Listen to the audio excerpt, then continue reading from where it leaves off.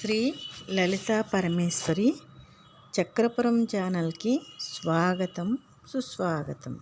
ఇదే భగవద్గీత. యతః యతః నిచలతి మనః చంచలం అస్థిరం తతః తతః నియమ్య ఏతత్ ఆత్మని ఏవ వశం నయేత్.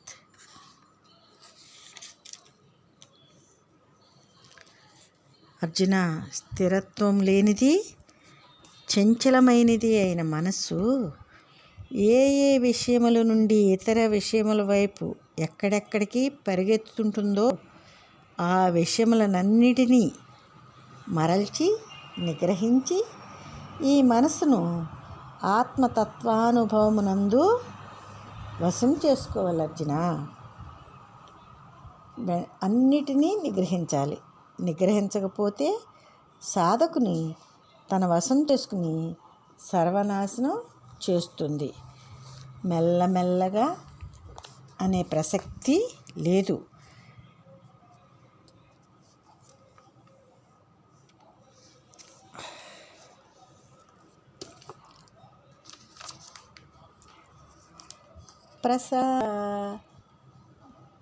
మనుసం హీనం యోగినం సుఖం ఉత్తమం ఉపైతి శాంతరజసం బ్రహ్మభూతం అకల్మషం.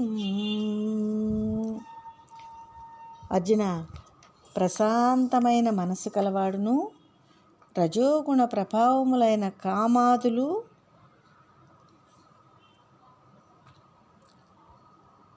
నిక్షేప వ్రతులు లేనివాడును కల్మషం పాపం సంశయం తర్కభావము లేనివాడును బ్రహ్మభావమును పొందినవాడును అయినా ఈ సాధకుని శాశ్వతకం తానే పొందుతుంది కదా.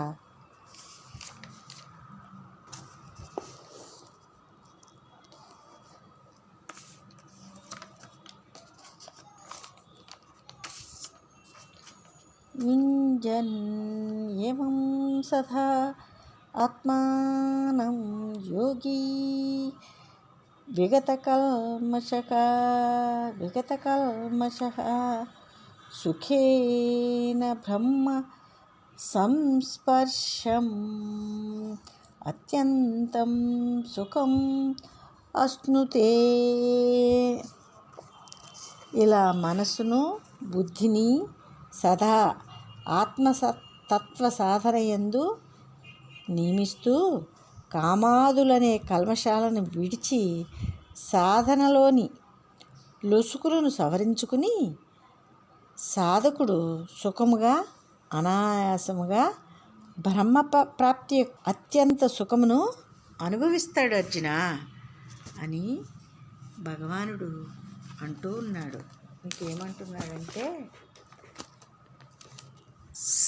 సర్వభూతస్థం ఆత్మానం సర్వభూతాని ఆత్మని ఈక్షతే యోగయుక్త ఆత్మా సర్వత్ర సమదర్శనః.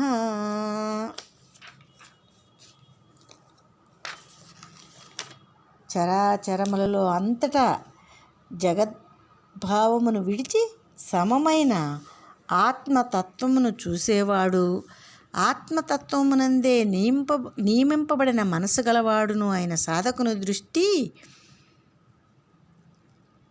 నాశనములయ్యే సర్వభూతములయందు నాశనం కాకుండా ఉన్న ఆత్మను చూస్తాడు. అర్జున, సర్వభూతాలు వాస్తవానికి ఆత్మ ఉనికి అందే